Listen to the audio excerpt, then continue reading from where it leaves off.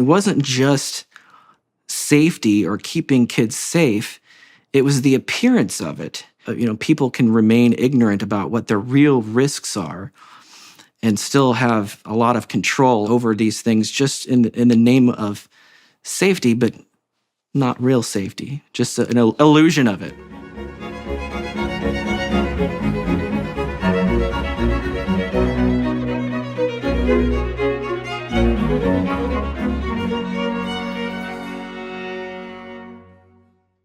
Hello, everyone. I'm speaking today with Steve Templeton.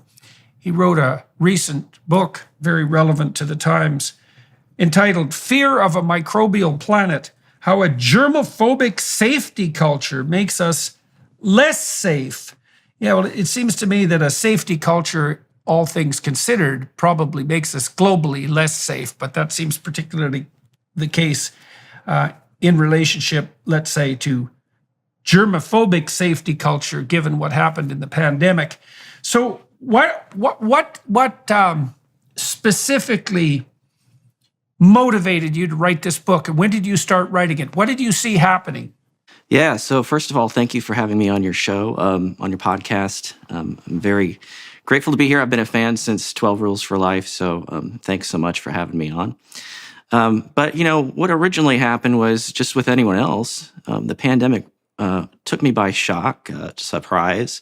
I didn't anticipate how we would respond to the pandemic, and I didn't anticipate the appetite of people for being able to have their lives completely shut down and controlled by politicians and other people, public health experts.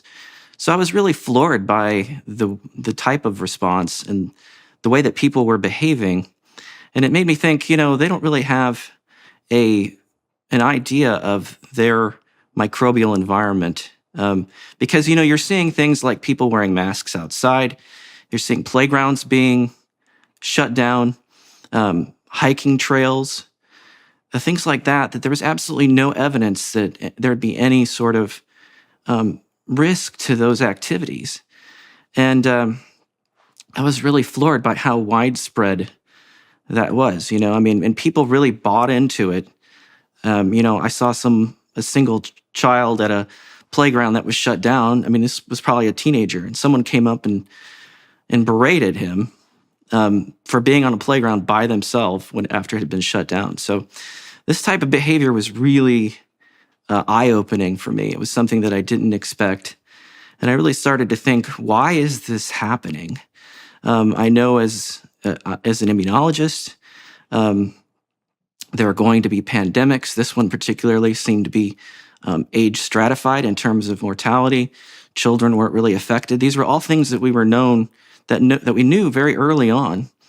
And so I was really surprised by that response. I started thinking about how to explain it in a way that I could understand. So I've kind of been interested in writing a book, and this theme sort of kept popping into my head of, all these things that weren't necessarily controversial 3 years ago, then all of a sudden became controversial. And so that was kind of the impetus for writing the book. Well, it's interesting, because your training is in immunology, but what you said, what you're describing here is the fact that you're actually struck by the social and the political response, psychological, social, and political response. And so I've got a couple of questions about that. The first is, psychologists have started to outline, and I don't know if this is research that overlaps with what you study, the operations of what's called, sometimes called the behavioral immune system. And I suppose part of the behavioral immune system is the disgust response, right? And it has a physiological basis. The gag reflex, for example, is part of that. The fact that poisons taste bitter to us, the fact that we sneeze, the fact that disgust will evoke a defensive and avoidance reaction, the fact that we'll regard things as contaminated, those are all parts of the behavioral immune response. And one way of conceptualizing what happened with regard to the pandemic was that it was you can get an immune response that goes out of control like a cytokine storm, but this looked to me like it was the equivalent of a cytokine storm on the behavioral immune front. And what do you think of that line of theorizing? Does that strike you as plausible? Yeah, absolutely. So first of all, I've written about the connection, or at least the metaphor of an immune response to our own pandemic response, because in an immune response, things start out pretty nonspecific at first. You have a lot of inflammation, you have a lot of tissue damage, but then as it progresses, you get more of a specific or an adaptive response, and that is more antibody cells that are more specific to any given pathogen, and there's a lot less collateral damage because of that specificity. And so you would hope that a pandemic response would be like that. I mean, obviously, in the first few weeks, you're not going to know what you're dealing with. But as the pandemic spread through different populations, you got to see who the vulnerable people were, who wasn't affected, how transmissible it was, which was very highly transmissible. And you would hope the pandemic response would kind of look like that, like an immune response that was successful in defeating a pathogen. But I thought it became more like an autoimmune response where we started attacking things that didn't matter, like schools and issuing mandates without evidence that they were really going to make a difference. And so I've used that metaphor before. In terms of the behavioral immune response, I think it's a really interesting thing, and I've thought about it and written about it as well. Because obviously, if you're thinking about the fear of this, being an immunologist, I had to delve into some psychology, which is another reason I'm fascinated to talk to you about this. But, the political sort of tribal conflict that we have here in the United States seems to override some of the studies on disgust, because you would think that based on studies, more people who are conservative would tend to be more easily disgusted. And that's been done in studies. And early on in the pandemic, that was very much covered in the press because, Donald Trump is a germaphobe and everyone wanted to kind of talk about that. Media people covered that a lot. But then it turned out that people who are more conservative tended to reject mandates and coercive public health measures, whereas liberals were more likely to just buy into all of it and enforce it almost to the level of it, being a religion. And so I think that's really interesting that the sort of political considerations overrode that research. Let's walk down that road for a minute. So my lab did some of the research on disgust sensitivity and conservatism. And we looked at it in relationship, for example, to trait conscientiousness, because there's some indication that conscientious people are more disgust sensitive. Now, and it was striking that, as you pointed out, that what you might have predicted to begin with, and there's also a fair bit of research. I can't, unfortunately, remember the researcher's name at the moment, but I had him on my podcast, who's documented quite clearly the relationship between contamination, the prevalence of contaminants, transmissible contaminants, state by state and country by country, and the probability that especially right-wing authoritarian beliefs will arise culturally and individually. And the relationship is quite tight. But as you said, it looked like it was the left in particular that was gung-ho about the lockdowns, even more so than the conservatives, although they were also complicit. Now, but what seems to have emerged recently, there's another line of psychological research that bears on this. And so for 70 years, psychologists denied the existence of left-wing authoritarianism. And I'm going to lay that denial at the feet of social psychologists, because I believe that they turned a blind eye to left-wing authoritarianism 100% for political reasons. although it might also be because some of them were also left-wing authoritarians. But there's been a new line of research developed, and there's probably only about 10 studies in total.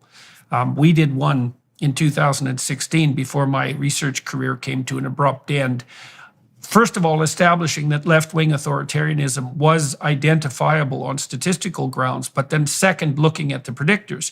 We found low verbal intelligence and being female and having a feminine temperament were solid predictors of radical left-wing beliefs combined with the willingness to use compulsion and force to enforce them.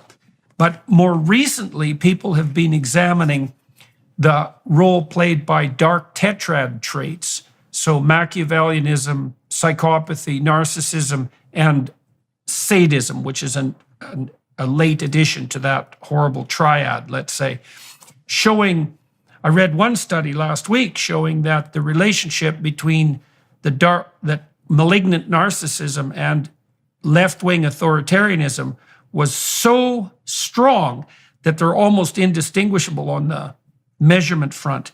And so I wonder if what we saw wasn't so much a disgust reaction of the sort that you would associate with conservatives, but an opportunity for malignant narcissists to use fear to manipulate the population, to put themselves in positions of power. And like your book, you make that case, to a fair degree, because you concentrate not so much on disgust, but on fear, and then on the machinations that were used by people who manipulated fear to gain notoriety and political power. In Canada, I'll give you one other example.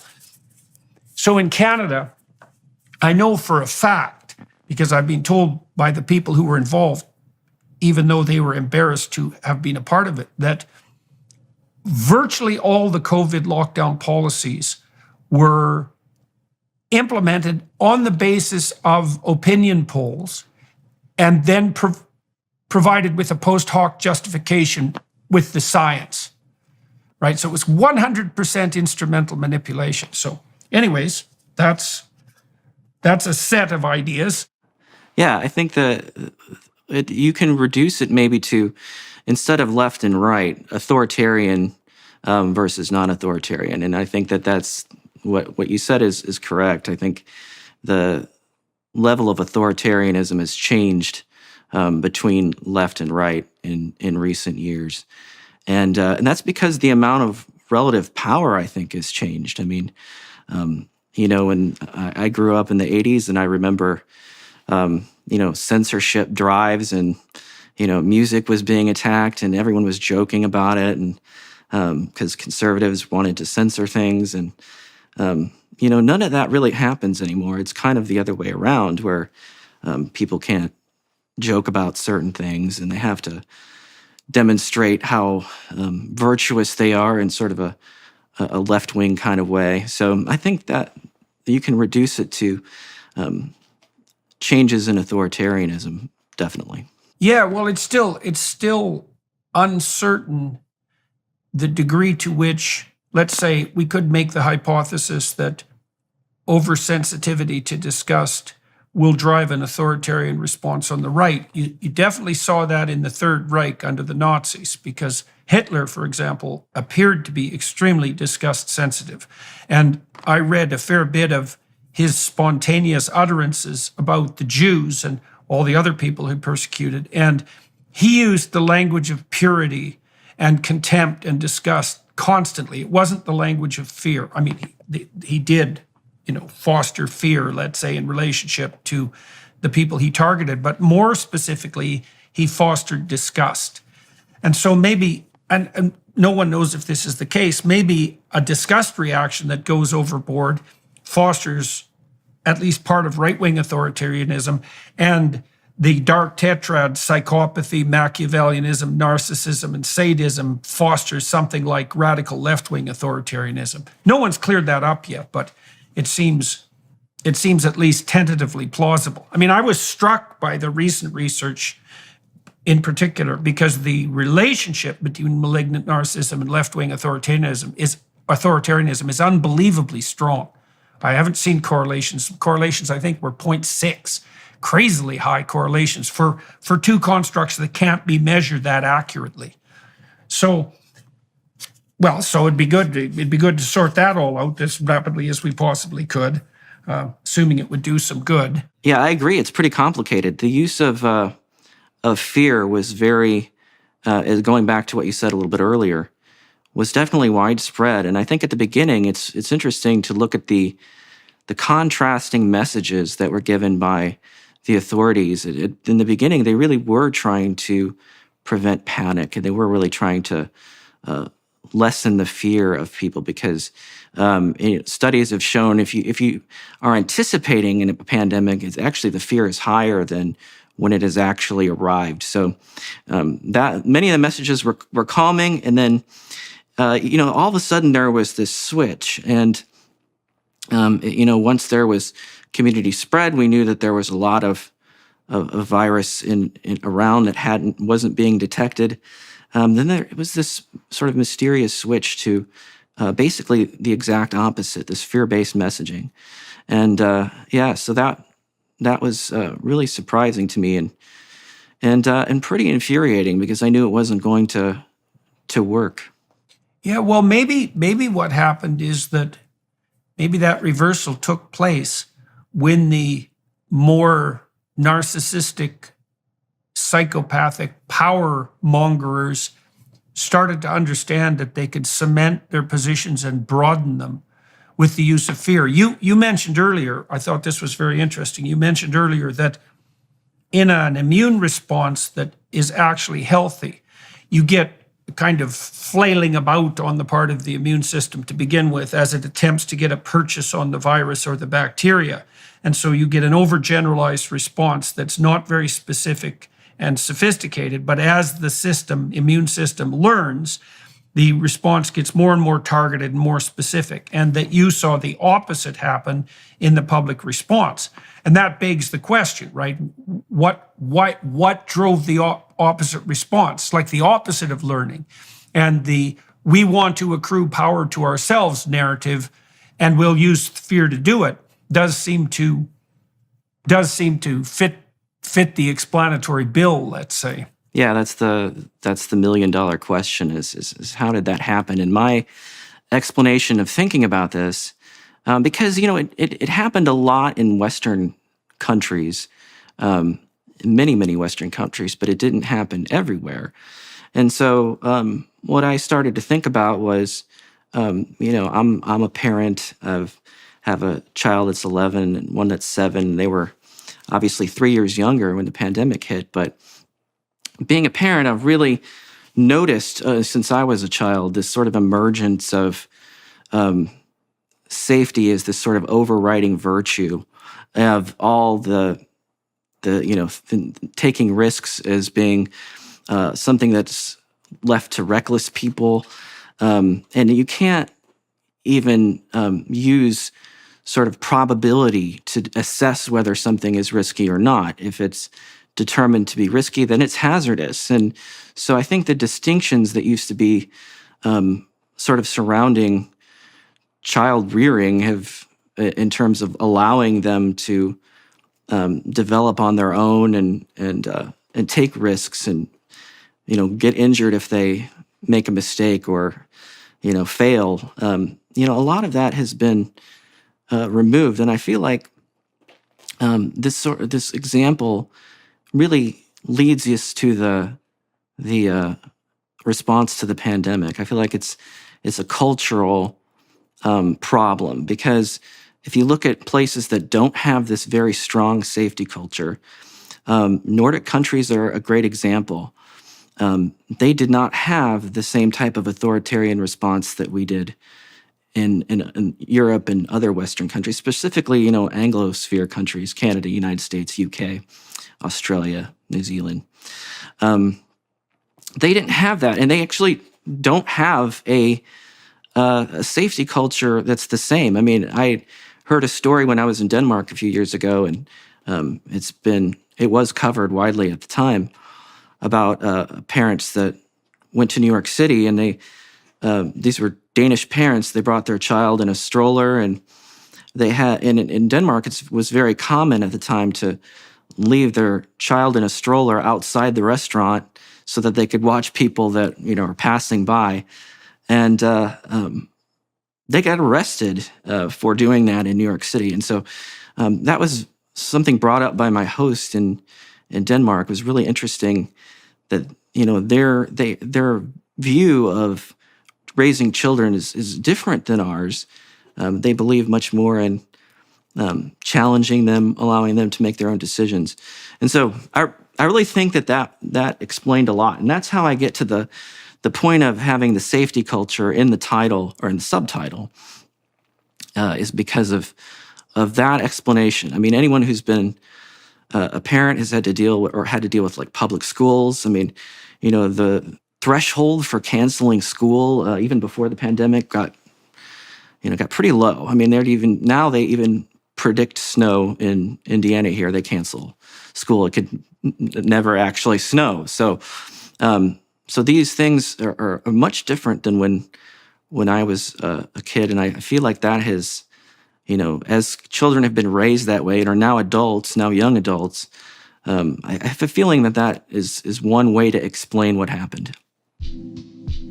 Are you looking for an all-in-one e-commerce platform that can help you easily set up and grow your business online? Look no further than Shopify. With Shopify, you can quickly and easily build your own online store, manage your inventory, and accept payments from customers. Plus, Shopify offers a range of customizable themes and templates to choose from, so you can create a professional-looking store without any design experience. It even helps integrate with other popular tools to help you sell across social media marketplaces like TikTok, Facebook, and Instagram. With Shopify's 24/7 support and an extensive business course library that's available to support you every step of the way, Shopify is the commerce platform revolutionizing millions of businesses worldwide. If you're ready to get serious about selling, try Shopify today. Sign up for a $1 per month trial period at shopify.com/JBP. Go to shopify.com/JBP to take your business to the next level today. That's shopify.com/JBP. Yeah, well, there is some psychological research pertaining to that's associated with some of the things we've discussed already, which is that mothers who have cluster B personality pathology, and so that would be associated with what's called externalizing behavior, and in women, it's borderline personality disorder, for example, are much less likely to foster independence in their children. And that cluster B is also associated with some of the dark tetrad traits that we discussed, that malignant narcissism, that psychopathy, Machiavellianism, sadism, perhaps is pushing it, but perhaps not, because the question, of course, is why does that safety culture emerge? And you can attribute some of that to neuroticism, to fear, but you can also attribute it to the willingness of hyperprotective parents to use their purported concern for the security of their children to justify their use of excessive power and control.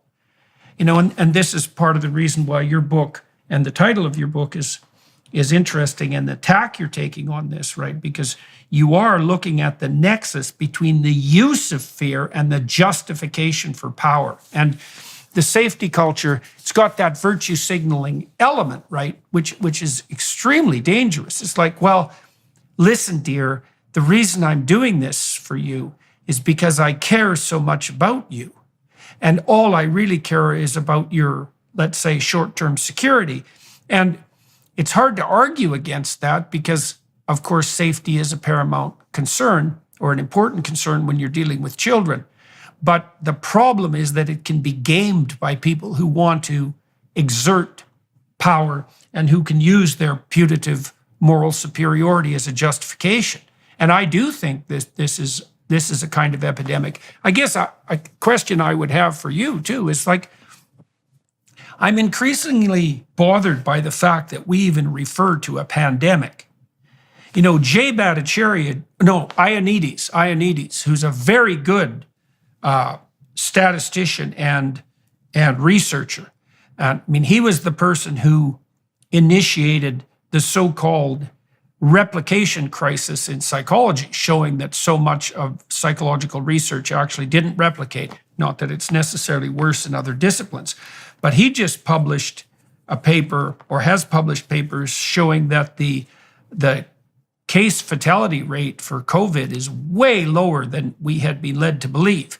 In fact, it's so low, I think, that you could argue that there wasn't a pandemic at all in some real sense. And you see this echoed in the Swedish data, because I believe, if you average out the death rate over a 2-year period, there's no statistical blip in deaths in Sweden during the so-called COVID years.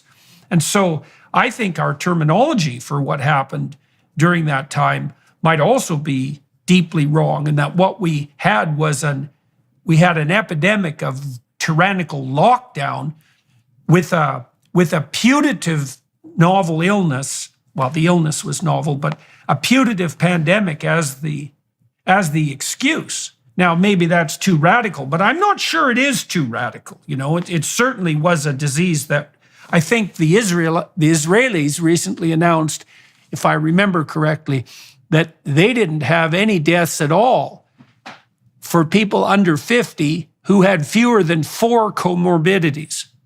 It's something like that. And so, do you think it's completely preposterous to proclaim that we didn't have a pandemic at all, except one of tyranny? Yeah, I would say we had a pandemic, but the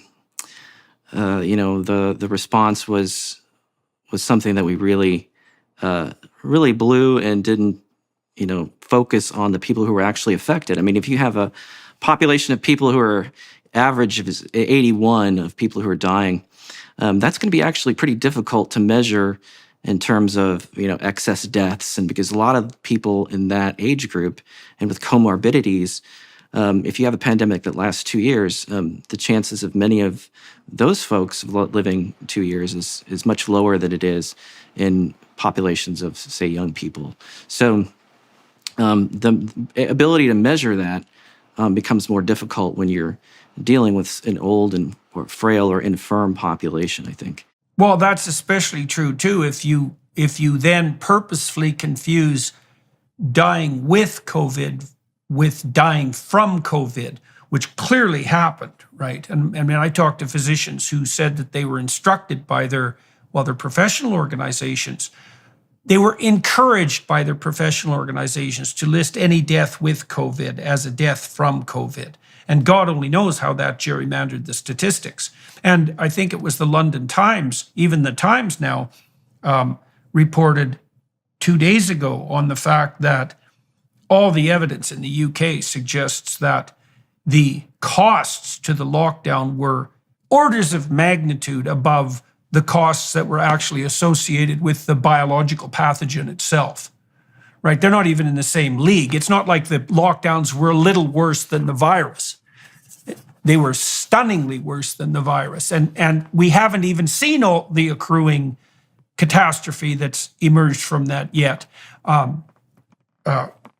mean, I don't know what to make of the excess death statistics, for example, that just don't seem to go away. And do you have any thoughts on that matter? Meaning, in the last few years, we have more excess deaths. Yeah. Well, even right now, it doesn't Right. the excess deaths in Europe are between 15 and 20%, something like that, 10 and 20% above normal, and that doesn't seem to be going away. And Right. I think the simplest explanation for that is that we hurt people very badly with the lockdowns. But then the other open question is there some degree to which the actual vaccines are contributing to this? And, that's an absolutely horrifying possibility, but I don't think it's off the table statistically at the moment. Yeah, I mean, the vaccines were very promising for people who were in that vulnerable age group. But, what happened was politics took over, especially here, and mandates, in addition to removing all liability from the vaccines themselves, which had been tested minimally and not necessarily on the population you'd want to test them on, that is older and infirm people. They were minimally tested. And so, for an emergency, you'd want to focus on the vulnerable population because that would where the biggest benefit would be obvious. But that didn't happen. I believe that there was a lot of influence from pharmaceutical companies acting upon government agencies, and their incentives were actually not to promote actual public health of people here in the United States. And I'm sure in the UK and Canada, it was exactly the same. There was outside influences. The same is true for, just counting COVID deaths. If you provide an incentive to overcount, if you give hospitals more money for COVID patients, if they're on a ventilator or their type of treatment, you're providing an incentive for those hospitals and healthcare providers to increase those numbers so that they can increase their profits. And it's just a matter of incentives. Giving people perverse incentives is going to lead to perverse outcomes. And I think that's exactly what happened. When you started writing this book, when you started observing what was happening around you, how would you characterize your political stance? Because people who are listening are going to be wondering, and I think it's a reasonable thing to wonder, how your a priori political stance might have formed the lens through which you were viewing what was laying itself out. How would you have characterized your political views, let's say 5 years ago, and how would you characterize them now? I've always been I've been in academia for a long time. I was in, graduate school for a while and here in Indiana for about 12 years. So being around other scientists, being around other people in universities and medical schools, I was never, the most, I was not a liberal person in relation to my peers in that way. If you put me in a room of people who are hardcore, Trump supporters, I wouldn't fit in with that group either. So, I haven't actually, voted for someone who's won an election in a very long time. So, if that gives you an idea, I would probably say I was a center right. But one of the things that this really became associated with, anyone who's willing to speak up, there was this fear that you'd be automatically put into this camp of, well, you're doing this for political reasons, you're doing this because you support Trump or something like that. And I really encountered that both from friends and acquaintances that were, and even people just on social media that I didn't know, but, that were liberal. They would assume that I was, a hardcore right-wing Trump supporter. And even Trump supporters would assume that, which, when it comes to closing schools, this became so politicized that even wanting to open schools became a sign that, you didn't want to necessarily agree with Trump on something. And that was really unfortunate. I heard this firsthand from people that I talked to. It's not something that I anticipated really at all, because I've lived in a world where a lot of people I know and like, disagree with me. My wife and I disagree on a lot of things, and I'm used to that. But this is kind of the world that we're in now, where those kind of disagreements are not allowed, and discussion and debate are shut down. Yeah, well, I guess one of the questions that we might want to address today is, what do we think we could do to make sure that the next time this happens, assuming there is a next time, we're not quite so insane about it? And I would say also, what could we learn so that we don't respond the same way to other hypothetical crises that confront us? Because I feel that we could do precisely the same thing, and that there are many people hoping this will happen in some real sense, that we could do exactly the same thing, for example, on the climate doom front. And, the more paranoid conspiratorial types have presumed that this was just a warm-up for that, but I have a certain degree of sympathy for their concerns, given what happened. Now, you start your book out, part one of your book is Fear and Germs, and one of the things you do to begin with is to lay out a little bit of background for people about the nature of the microbial environment that we do find ourselves in, right? So that I suppose you can give people some sense of how much the relative risk increased because of the introduction of this new pathogen. Do you want to walk us through that a bit? Yeah, so I use my oldest sister as an example of a germaphobe because she was a nurse in a cardiac surgical team, and obviously her job was very much involved, being very diligent about preventing infections in patients, and so I think that sort of translated into she brought that home and became very diligent about avoiding infections and sanitizing and any sort of exposure to germs. She became sort of interested in and obsessed with dealing with. And so I use her as an example, and I talk about how that way of thinking is not helpful because we're already in a microbial world and we're exposed to all sorts of things. We have at least 10 viruses latently infected in our system, in our body at any given time, possibly more, and that's not counting viruses that infect the bacteria that inhabit us, which are astronomically high numbers. So I kind of lay out just how much exposure we have to microbes that we don't realize. It's just everywhere in the environment, and it's not something you can avoid. And then I talk about, although that's the case, there are definitely instances where we've become very clean, and our ability to avoid microbial exposures has resulted in some first world diseases like increased autoimmunity, increased allergy, asthma, those type of things. These are all first world diseases. You don't see them in developing countries at nearly the same prevalence that you see here and in Canada and UK and other places. So I talk about why that is, and mainly it's because we're not exposed to the same level of environmental microbes and even pathogens that we used to be because of obviously huge gains that we had from sanitation revolution. We don't want to go back to that, but something has definitely been lost. And, I give many examples of that, in terms of pandemics.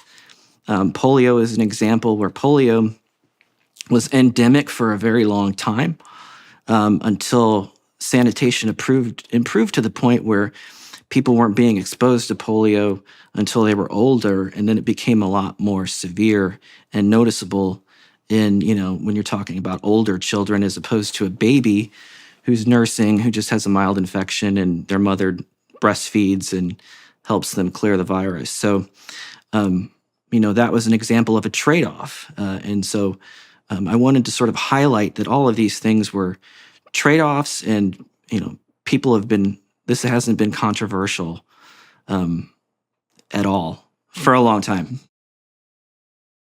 Whether you're feeling stressed, anxious, or simply seeking a moment of peace and tranquility, the Hallow app has something for you. Hallow offers an incredible range of guided meditations and prayers that are designed to help you deepen your spirituality and strengthen your connection to God.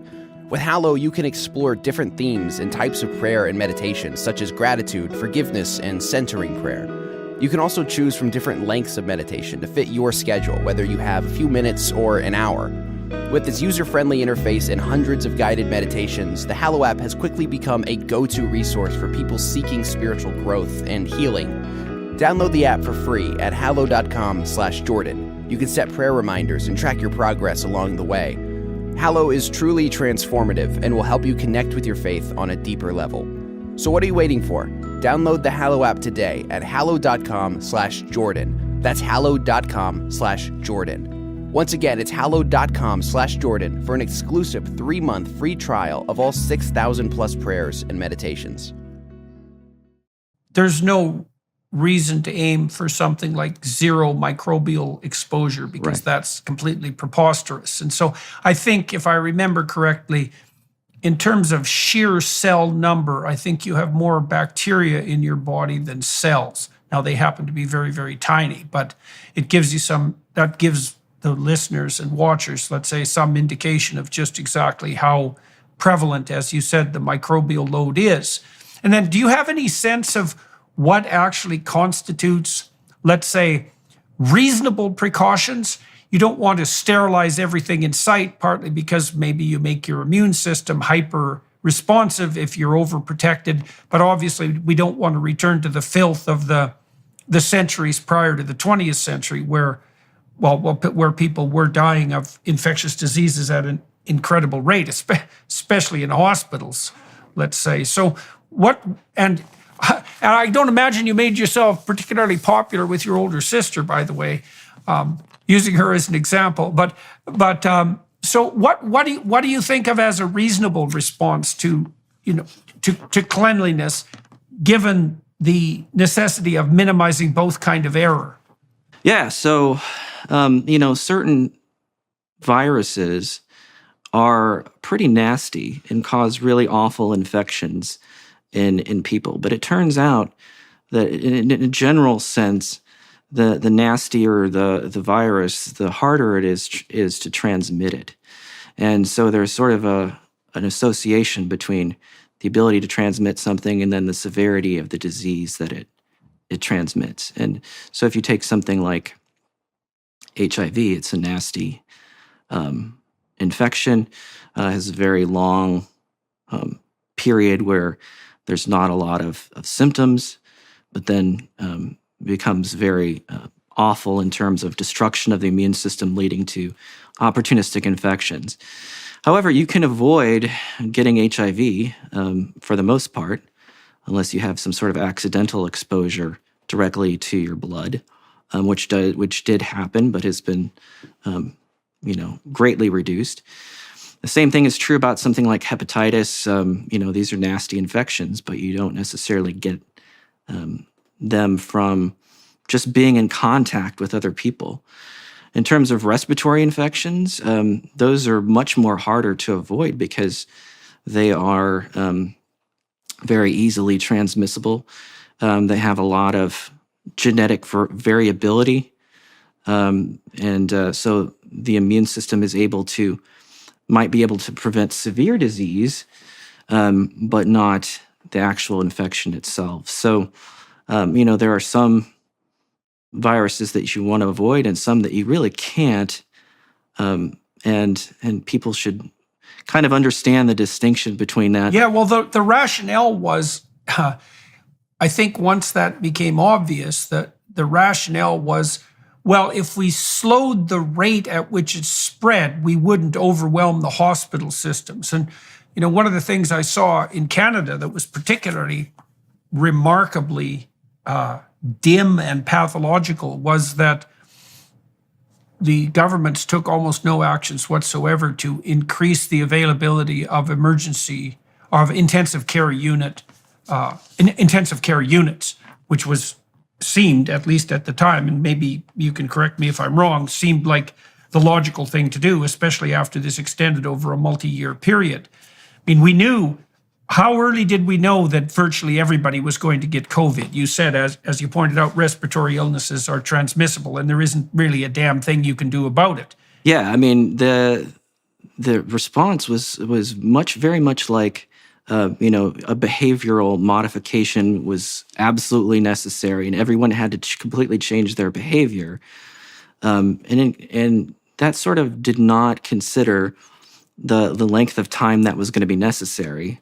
And the fact that, the whole world doesn't operate that way. We're so interconnected. You'd read articles about how I would read them and think, people would talk about, just get groceries delivered and, you don't have to leave your house. But somebody somewhere is going to have to leave their house in order to support that. And these things weren't really thought out. And, as a result, in some cases it could be delayed, but not completely eliminated by behavioral modifications. Yeah, well, and when you say they're not completely thought out, I mean, I think that's what you might say, that's the understatement of the decade. I watched recently a viral video of the new CDC director talking about how she made the decision to lock down football. And she is giggling while she's saying this, which is appalling beyond comprehension. And it doesn't really seem to me to be a nervous giggle. It's more like a, well, isn't this cute? It's so funny that this is the way it happened. She talks about talking to one of the health officials in Massachusetts and just sort of bandying back and forth ideas about who should be locked down next. In this case, it was anybody who wanted to go watch football game. And that kind of random scattershot approach to depriving people of their civil liberties seemed to be par for the course. And this particular video is an incredibly egregious example of that, because it combines an idiot cutesiness with this terrible proclivity to, well, to really deprive people of their fundamental mobility rights, except for the expendable people, let's say, who were doing the grocery deliveries. And there was a really nasty element to that as well, is that, the important people could stay at home and lock themselves up and protect themselves, but the expendable working class could go about their business as usual. Right. I mean, there were all sorts of exceptions too, right? So, I mean, if there were lots of videos of, where, I don't know what the video version of a hot mic is, but where, officials would know that they were off camera or think that they were off camera, and you could see them immediately take their masks off, because they're truly believing that this is something they have to perform, to show for people. And they don't necessarily believe that it's going to be 100% effective in reality. And so there were lots of examples of that where people didn't actually believe what they were saying. I mean, when there were protests, there were lots of public health people that said, protesting racism is a public health necessity or something like that, and a lot of people rightfully identified that as just being completely based on nonsense. I mean, the idea that the same thing happened with COP26 in the UK, right? So it wasn't just like Black Lives Matter protests; it was also climate change meetings. The UK government completely inverted its rules to allow the delegates to the climate change conference to proceed apace with no restrictions, because apparently that was what the important people got to do, whereas ordinary people who were going about their lives weren't able to continue. And one of the things we did see, and this is going to have extraordinary long-term consequences, is that there was a massive transfer of wealth from the, essentially working class and lower middle class business owners who got demolished by the pandemic restrictions to huge retailers like Amazon. And once those little businesses are gone, and many of them disappeared, it's very hard to get them back. And so, and I don't know how you count up that kind of collateral damage when you're trying to derive the statistics about exactly what the pandemic lockdowns cost us, because the toll that took on families, well, there was no one even interested in measuring that, I suppose, in some fundamental sense. Yeah, I mean, you cannot put a single number on it because there's so many areas of life that are affected by it. I mean, healthcare in a way of treatment of cancer, treatment of heart attacks, screenings, that kind of diagnostic tests, all of these things were completely eliminated. People who were dependent on communities, Alcoholics Anonymous, that kind of thing. All those things were shut down. And some people needed that to survive and were unable to continue something that kept them in a healthier state than they would be otherwise.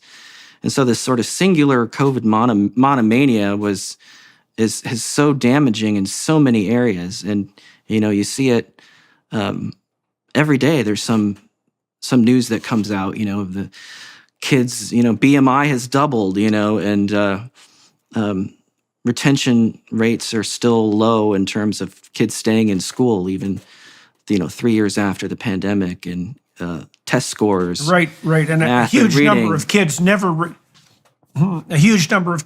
returned to school. Yeah, absolutely. And so, there's studies that have shown that even 3 months of disruption in a child's education can affect their long-term, ability to earn money and make a living. And, to have this happen on kind of a global scale, people who are already in a poverty type situation are going to be forced further into that than they would be otherwise. And so it's going to be so pervasive that it's going to be very difficult to measure. But we're seeing so much of it in terms of other healthcare costs, inflation, all that stuff. This is all very related to what happened. Well, there's another interesting political issue here, too, that's, I guess, relevant to the use of fear and also to some of the topics we discussed earlier. So one of the things I found that was virtually miraculous in terms of its incomprehensibility was the fact that people, particularly on the left, lined up on the side of the pharmaceutical companies. And if you would have told me 10 years ago that left-wing politicos and believers would have aligned themselves with pharmaceutical companies, I would have thought you were completely out of your mind, because the bugbears of the left on the corporate front for the last 60 years likely have been oil companies and pharmaceutical companies, and with some justification, especially in the latter category. And yet there was this unholy alliance between the left-wing authoritarians and the pharmaceutical companies. And I can't help but think that that's likely mediated by this association, heretofore unexamined association between psychopathy, narcissism, Machiavellianism, sadism, and the desire for power. Because one of the things that aligning with the pharmaceutical companies did for the power-mongering left was what would you say, justify their willingness to use power to compel and force people. And I can't find another explanation, because it runs so counter to what you would assume the leftist narrative would be, because of all the people who should be skeptical of gigantic pharmaceutical corporations, you'd think the leftists would be number one. So I don't know if you've had any thoughts about that. Yeah, absolutely. So you would think that, with the sort of natural distrust of big business and pharmaceutical companies that has historically been on the left, combined that with the distrust of the ability of government on the right to take over massive projects, subsidize economies, regulate all healthcare and things like that. You think that there would be some bipartisan consensus there, but that wasn't the case at all. And I think, for certain people, this benefited them to sort of push this. They shared the same interests with pharmaceutical companies, people who were in power, and even if that didn't mesh with their political beliefs in the past, the promise of gaining power and influence was simply, too much to. It basically overrode that traditional stance. So in the first part of your book, you talk a fair bit about fear and germs, and you try to make a case for what the proper relationship might be between a fear response and the overwhelming prevalence of the microbial biome around us. In the second part of your book, you concentrate more on a pandemic in the time of safety. So maybe we should delve into that a little bit more. I don't feel that you've had the opportunity to develop your hypothesis about the relationship between the safety culture and the planning and pandemic planning thoroughly. Do you want one of your chapters 6 is Pandemic Planning Meets the Safety Culture. 7 is All the Doom We Need and the Face Badge of Virtue. Do you want to delve into that a little bit more and elaborate that for everybody who's watching and listening? Right, yeah. So the first part of that is sort of the realization that, the safety culture is enabled a lot of this to happen. A lot of people like to, ascribe the whole pandemic response and all the bad things that happened to, a select few, supervillains out there. And while I am sure that lots of people took advantage of the situation in sort of odious ways. I didn't feel like that's just not my nature to think in the sort of conspiratorial terms and blame a small, cabal of supervillains on the whole pandemic response. But instead, I feel like there was a cultural problem that enabled all of this, and I could see it in some of the things, even on a local level. One example I give is when my daughter was probably about 2 years old, she got what's called hand, foot, and mouth disease, and her daycare, hand, foot, mouth disease is one of these things where if it gets into like a daycare, it's not going to get out until everybody gets it and gets over it, and who's susceptible at least. And adults, daycare workers can get it and have very mild or no symptoms and still be able to transmit it to others. It's passed through the stool. And so if you're at a daycare and you've got toddlers and babies, it's nearly impossible to keep that clean and to prevent spread. Once it's there, it's going to spread. But it's very it's sort of innocuous. This gives children, it makes them very uncomfortable. They can't eat. They have sores in their mouth. They have sores in their body. They have fever for a few days. But then it goes away. And sometimes it takes a while for, the spots on their body to heal. And what the daycare was telling us is that my daughter had to stay home until she was completely healed, which was opposite of what people had been told about hand, foot, and mouth disease for a very long time. It was generally, and what the American Academy of Pediatrics said was that after they've had fever, a day later they can go back to school or daycare or whatever.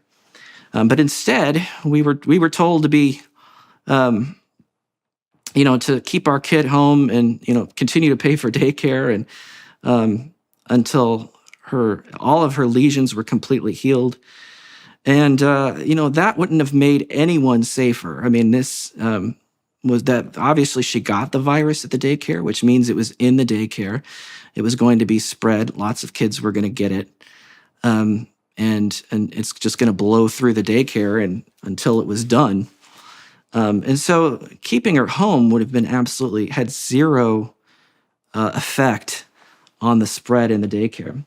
But at the same time, the local health department backed up what the daycare owner said, and said that she should stay home for 2 weeks, even though our pediatrician agreed with us based on what the American Academy of Pediatrics said. So, I went directly to the health department and talked to the head of the health department, and she was basically unapologetic. And I really thought later on that this way of thinking could be translated into how we thought about the pandemic response. And it wasn't just safety or keeping kids safe, it was the appearance of it that was important. And so I have a chapter called Hurting Children for the Appearance of Safety. And that's, one of the things that really bothered me as a parent, not just an immunologist or infectious disease scientist.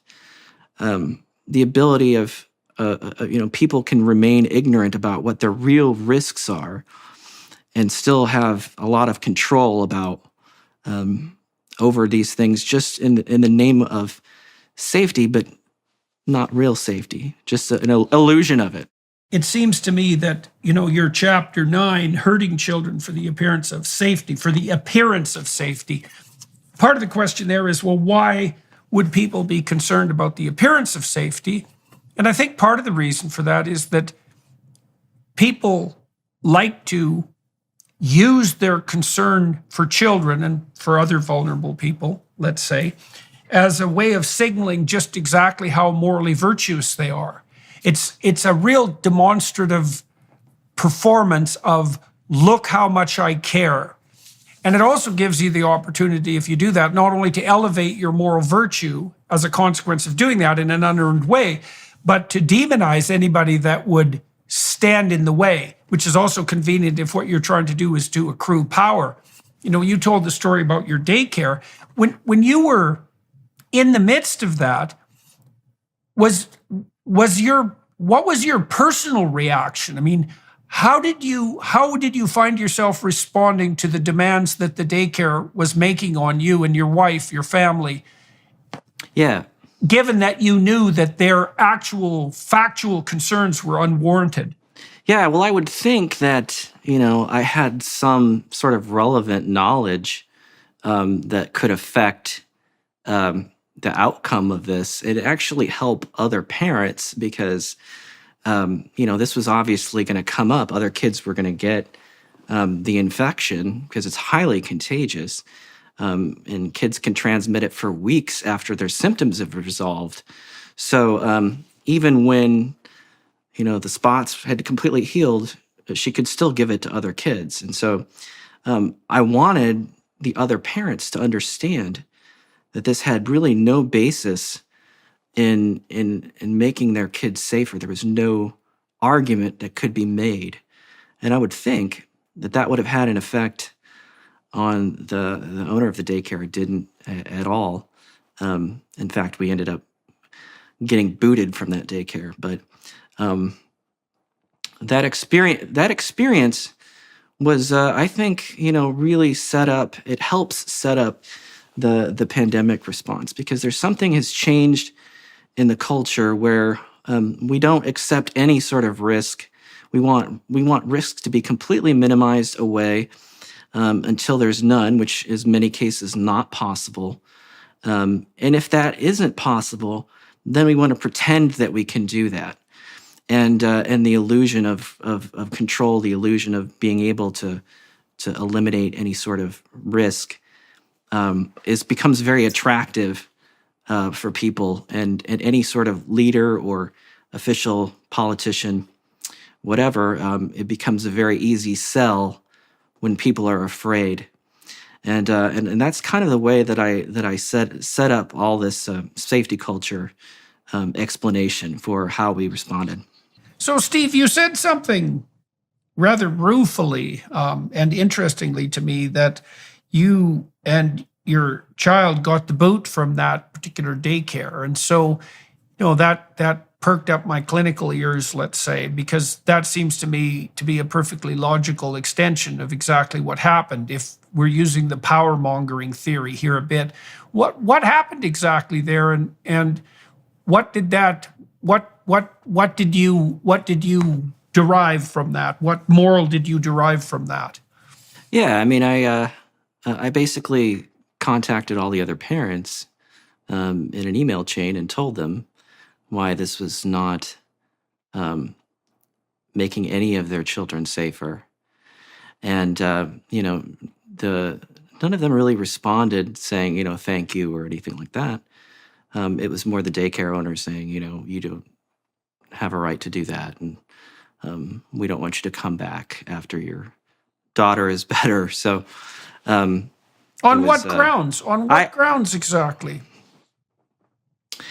Well, I mean, that was kind of a personality thing too, that we had discovered before with other issues. So I don't think that's necessarily a cultural thing. However, I do think what the health department did and the way that they responded, agreeing with the daycare owner, they would have no other reason to support her other than the fact that they've sort of been conditioned to be overcautious and in ways that wouldn't actually make people safer. And that was, ultimately how I made that connection once people started behaving in a way, treating children like they were disease vectors. I mean, the way that my kids were treated at school, even in a place like Indiana, which you wouldn't think would be, like Portland or San Francisco, the way that they were treated, even in the public schools in my area, was just completely unnecessary and not based on evidence at all.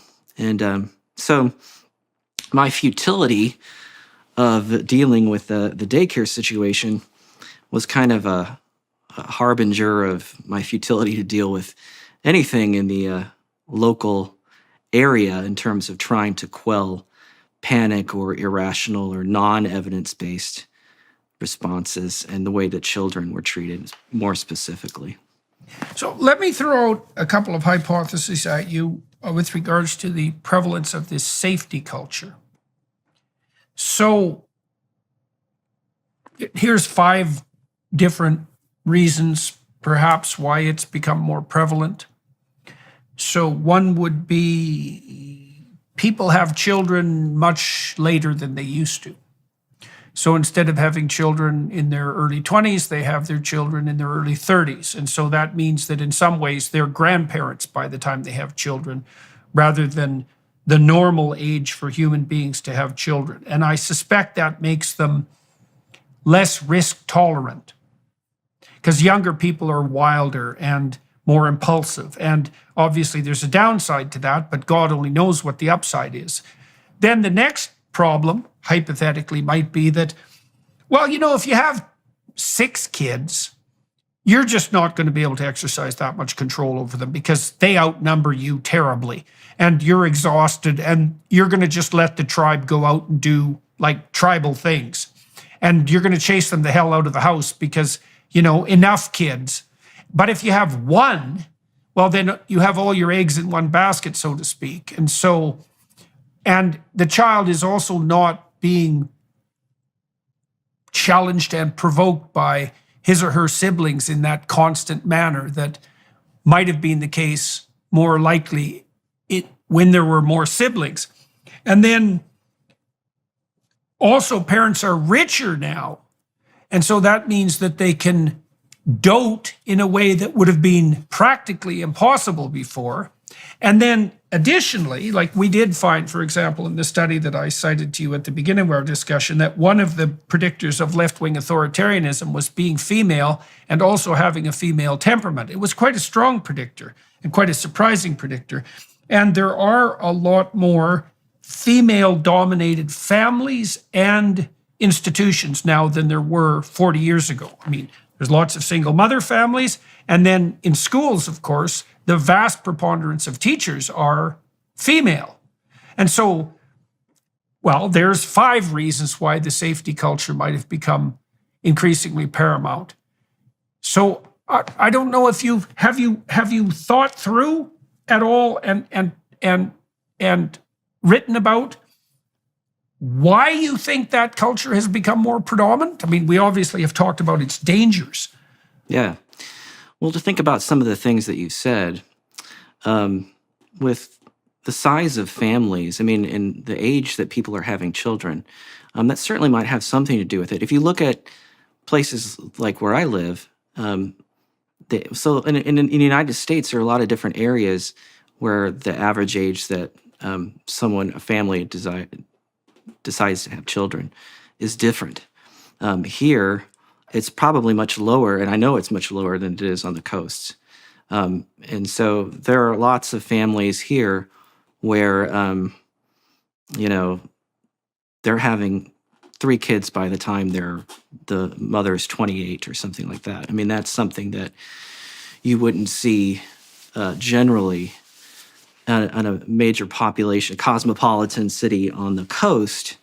And so you would see differences, if that were the main explanation, you would see differences in safety culture. And you see some of that.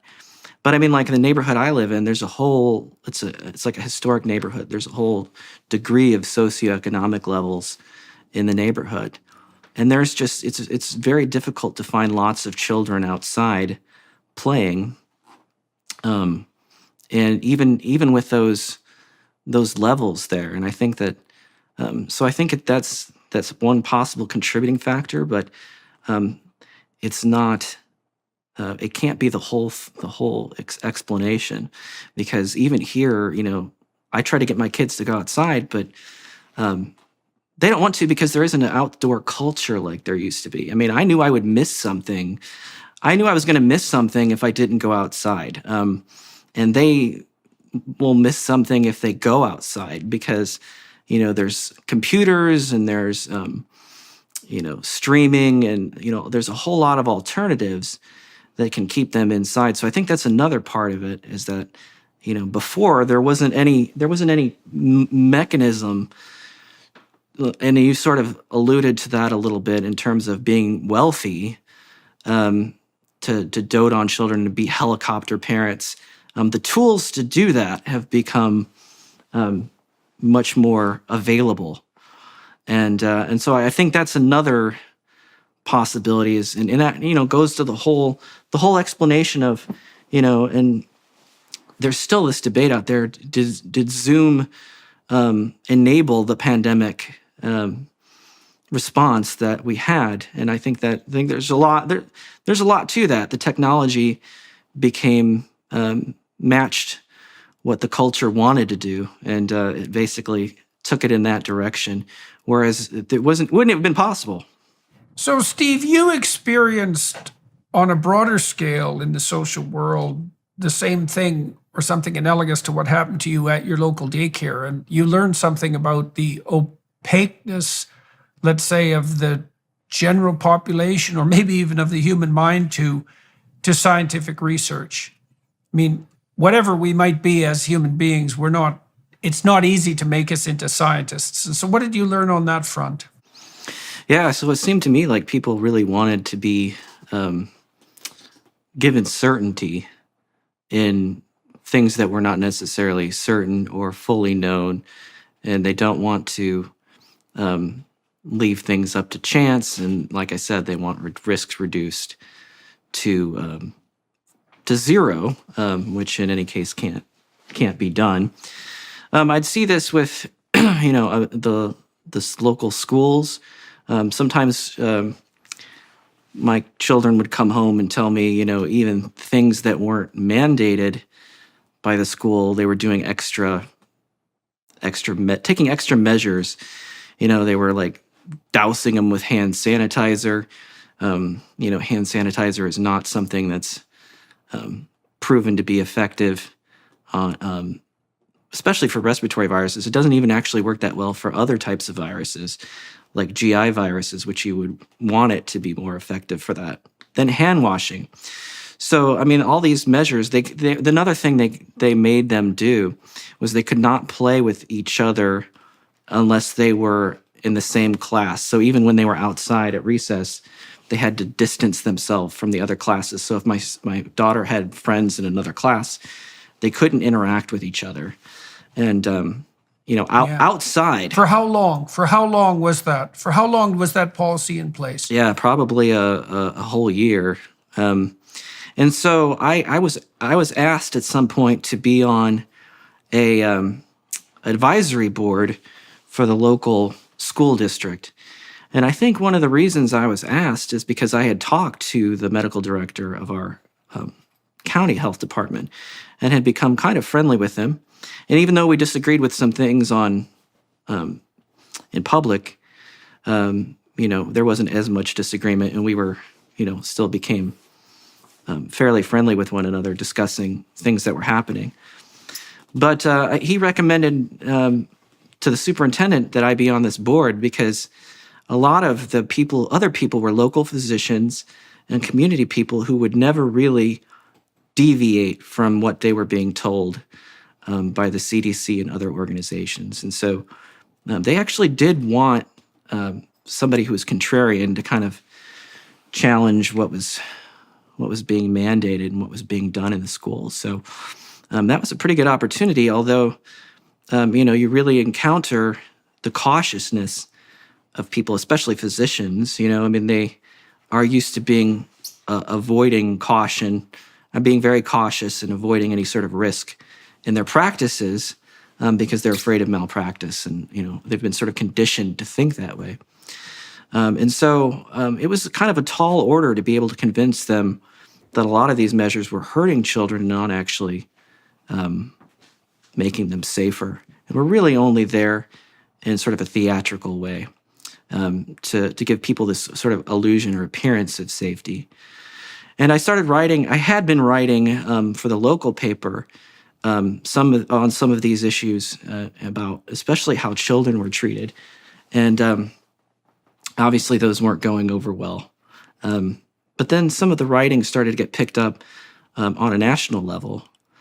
And one of the reasons is, I started really putting together evidence and compiling it for things like masks, especially in a child population, which there was really no evidence that they would make a difference in schools. And there was no consensus prior to the pandemic that they would play an important role in pandemic mitigation. You could go back and read papers for 10 years before and really see that just by looking at the publications. Even up until the beginning of the pandemic, there was really no consensus about whether masks would work for the population, much less for children. So I put together a lot of evidence and gave some presentations to the physicians and the other people. And, I think it had an effect, but in the end, the governor sort of overrode all of the local district's power because, they had mandates for masks tied to things like, the ability of classrooms to operate with 6 feet of separation between children, which was impossible. Right. And then if they were masked, they would have And arbitrary. completely arbitrary. If they were masked, then they could have 3 feet, which is actually doable. So 6 feet was something that schools didn't have the space to do, and so that was essentially a mask mandate without actually calling it a mask mandate. But anyway, because I put together these things, it really became useful to write about them, and it ended up getting some national attention, getting picked up by certain outlets like Brownstone Institute and other outlets that a lot of people read. And so that's how I kind of got from the local level to a little bit more a national exposure, and ultimately to the point where I had enough to write a book. When did your book come out? Yeah, it came out in April, so it's been out less than 2 months. And how's it doing?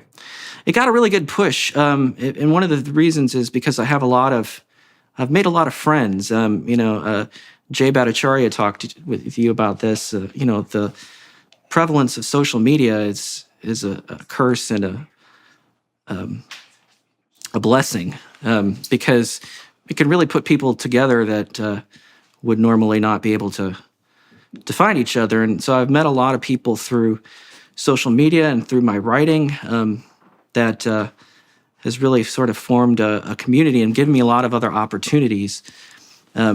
I was involved in, writing a document that you talked about with Jay, which we call the Norfolk Group document, a questions for a COVID-19 commission that is being used by people in Congress.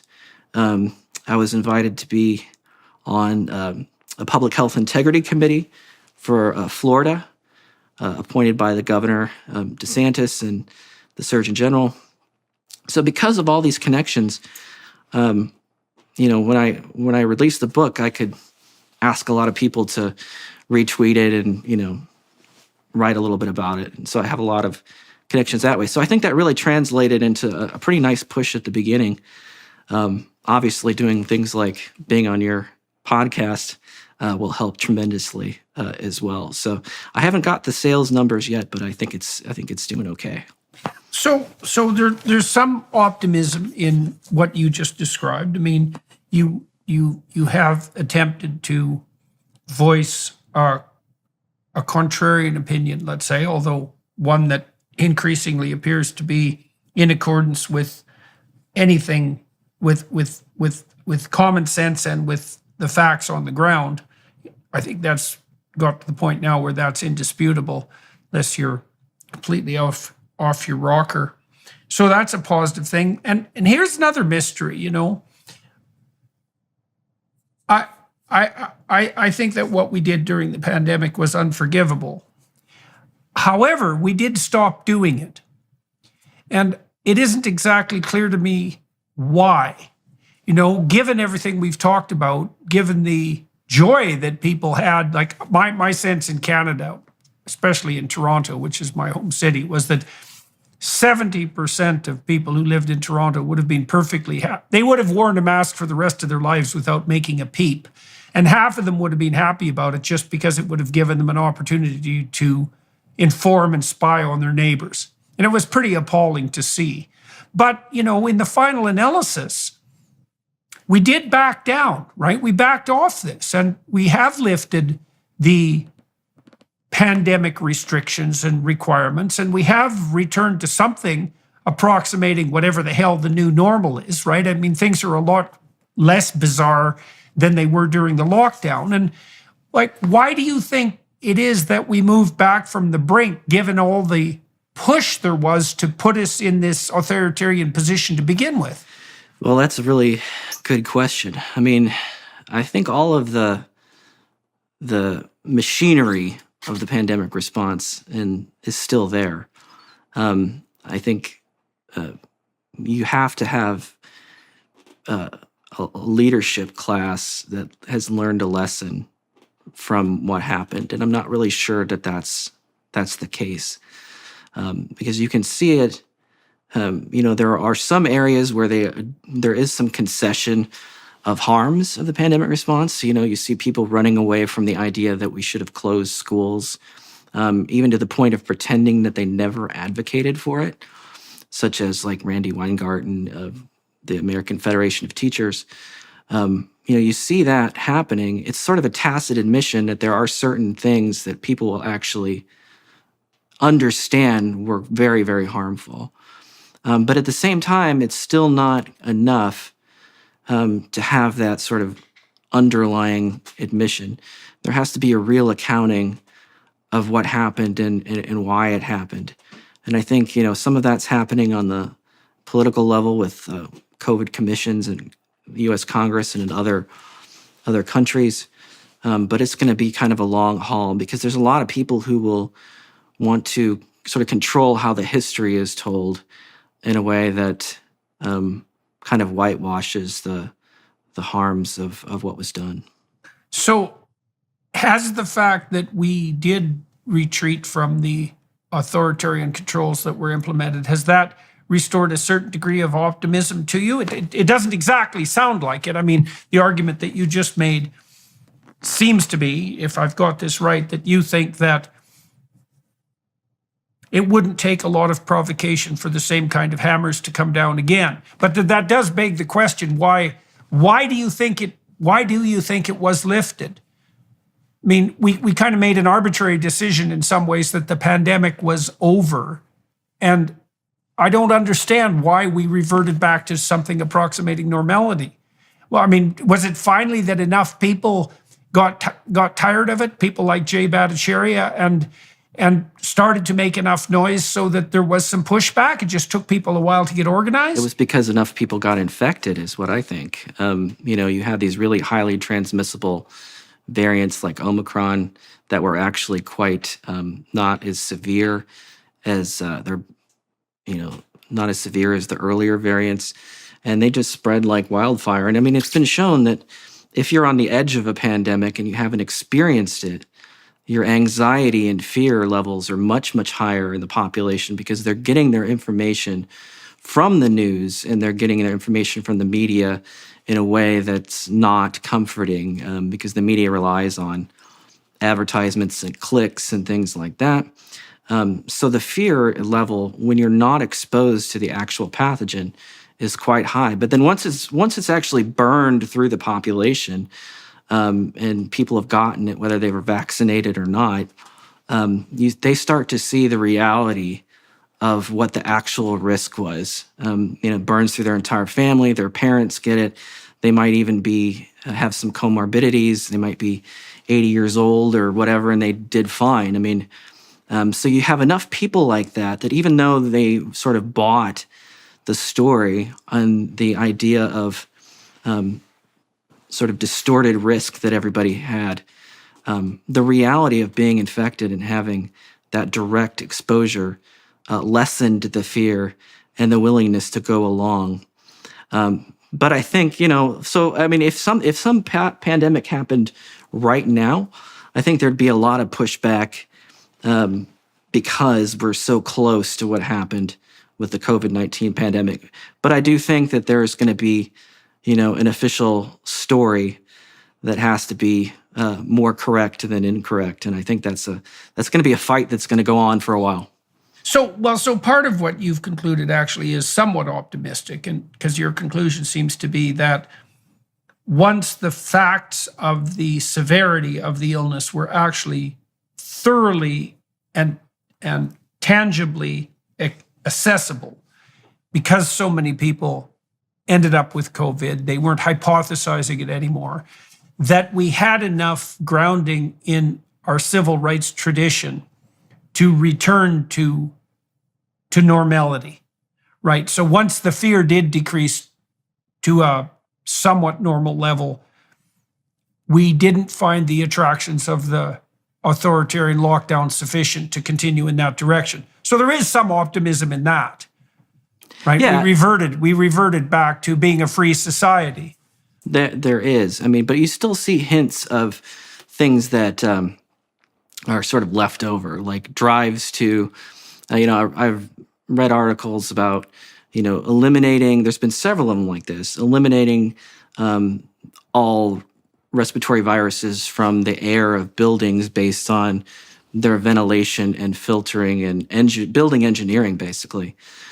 And, one thing we witnessed when kids had finally been in-person schools is that they were getting lots of viruses. I mean, influenza, adenovirus, RSV, these things spiked. And sometimes it was even in the summer outside of their normal seasons because these endemic viruses had been suppressed.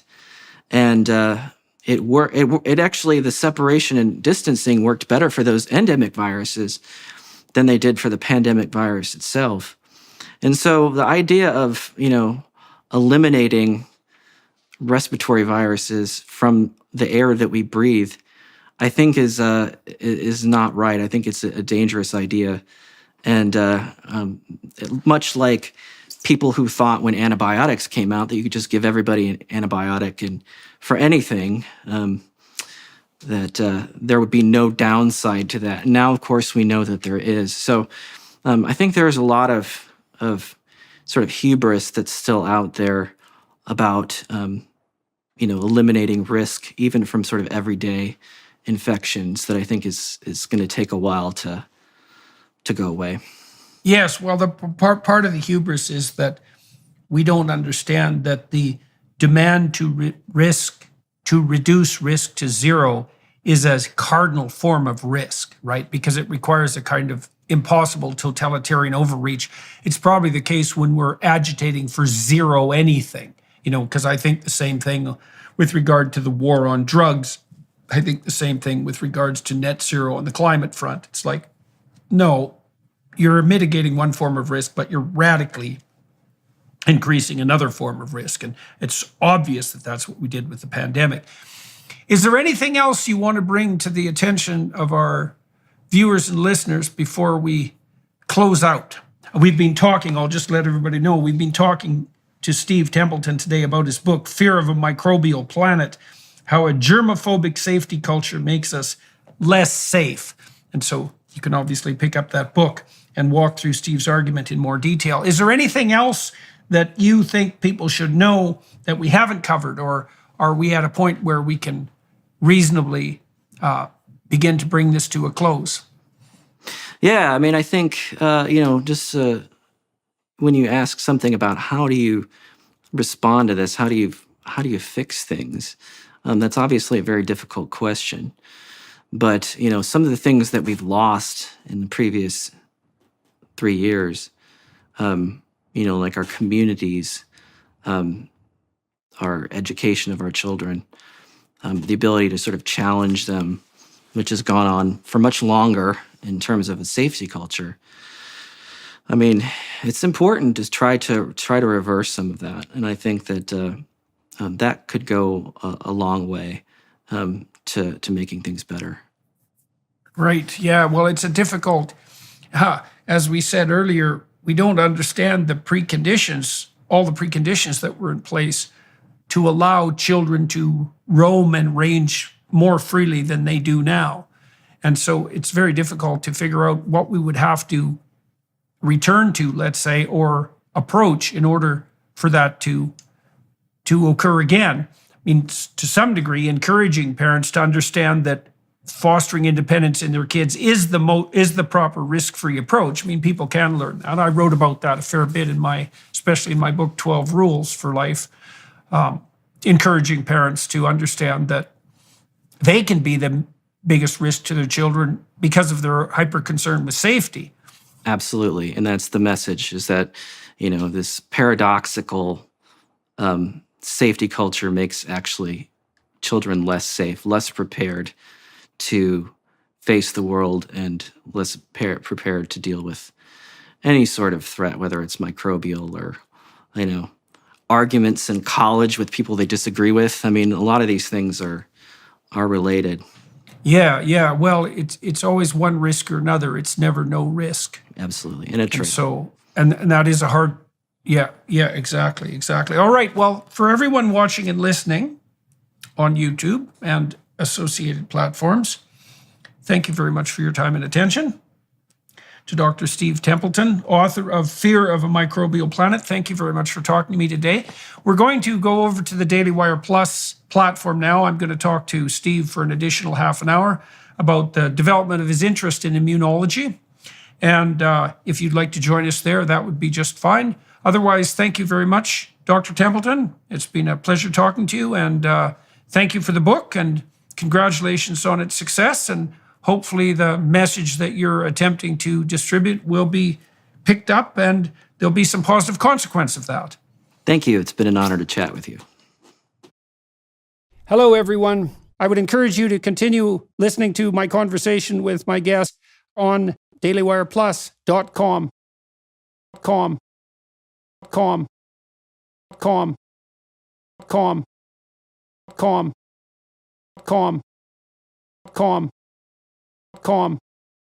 com.